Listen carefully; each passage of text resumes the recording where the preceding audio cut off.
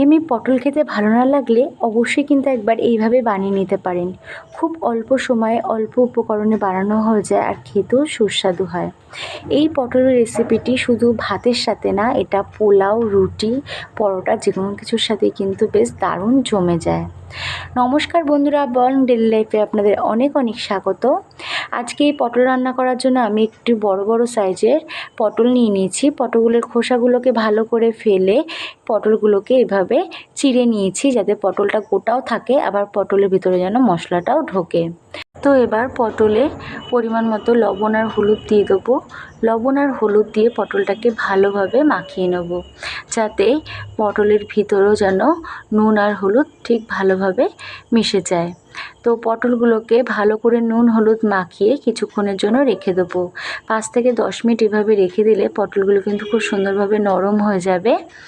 তো চলো, এরপরে একটা কড়াইতে ভালো করে গরম করে সর্ষের তেল দিয়ে দেবো।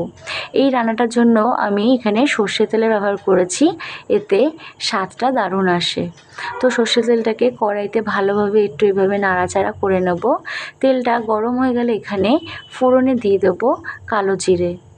কালো জিরে দেওয়ার পরে এখানে নুন হলুদ মাখানো পটলগুলো একে একে ভেজে নেব।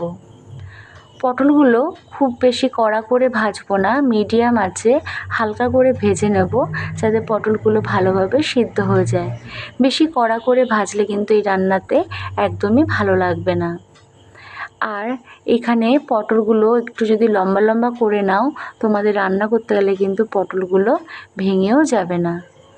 পটলগুলো ভাজতে ভাজতে আমরা এখানে একটা মশলার পেস্ট তৈরি করে নিয়েছি। চলো পেস্টটা কীভাবে তৈরি করেছি সেটা শেয়ার করি। এখানে আমি কালো সর্ষে, সাদা সর্ষে, খুব সামান্য একটু পোস্ত দিয়েছি, পোস্ত চাইলে তোমরা নাও দিতে পারো, আর দিয়েছি কাজু বাদাম বাটা, আর এখানে অ্যাড করেছি সামান্য একটু টক দই। এই সমস্ত কিছুই আমি একটু লবণ দিয়ে আর 3-4টে কাঁচা লঙ্কা দিয়ে মিক্সিতেই পেস্ট করেছি। অনেকেই বলো মিক্সিতে পেস্ট করলে মশলাটা মিহি করে বাটা হয় না। তোমরা যদি মিক্সিতে দিয়ে জল ছাড়া 2-3 বার ঘুরিয়ে তারপরে যদি সামান্য জল দিয়ে বাটো, দেখবে এরকম মিহি একটা পেস্ট কিন্তু তৈরি হয়ে যাবে। তো এখানে দেখো মশলাটা করতে করতে আমাদের এখানে পটলগুলো ভালোভাবে ভাজা হয়ে গেছে। এর থেকে আর কিন্তু বেশি ভাজবো না, আর আলাদা করে পটলগুলো আর তুলে রাখবো না। সোজা কড়াইতেই এখানে সর্ষে পোস্তর পেস্টটা দিয়ে দিলাম। তো দিয়ে ভালোভাবে একটু নাড়াচাড়া করে নেব।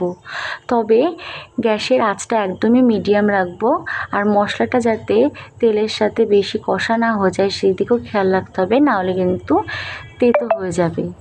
এরপর এখানে দিয়ে দিলাম পরিমাণ মতো জল। গ্রেভির জন্য তোমরা যে যেরকম গ্রেভি রাখতে চাও সেরকমই জল দেবে। তবে একেবারে পাতলা টেলটেলে ঝোলও ভাল লাগবে না, আবার গা মাখাও রাখবো না।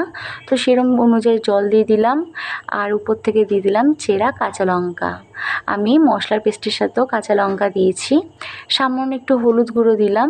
এবার ভালো করে নাড়িয়ে চাড়িয়ে দেবো। ঝোলটা ফুটে ওঠা পর্যন্ত গ্যাসের আঁচটাকে হাই করে দেব। তো এখানে দেখো সব পটলগুলো যাতে ডুবে থাকে সেই পরিমাণেই আমি জল দিয়েছি। এদিকে আমাদের ঝোলটাও ভালোভাবে ফুটে উঠেছে। এরপর ঢাকনা চাপা দিয়ে মিডিয়াম টু লো আঁচে রান্না করে নেব, যতক্ষণ না পর্যন্ত পটলগুলো ভালোভাবে সিদ্ধ হয়ে যাচ্ছে। তো এখানে আমি 10 থেকে 15 মিনিট বাদে ফিরে আসলাম।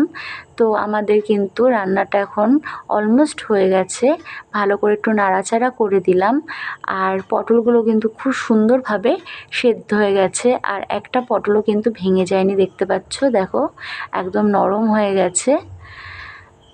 তো এখানে আমি একটা জিনিস স্কিপ করে গেছি, আমি এখানে সামান্য একটু চিনি নামানোর আগে দিয়েছি, আর যেটা দিতেই হবে সেটা হলো একটু কাঁচা সর্ষের তেল। ব্যাস, দারুণ সুন্দর কিন্তু একটা গন্ধ বেরিয়েছে। তোমরাও এইভাবে পটল রান্না করে দেখো, আশা করি তোমাদের ভালো লাগবে।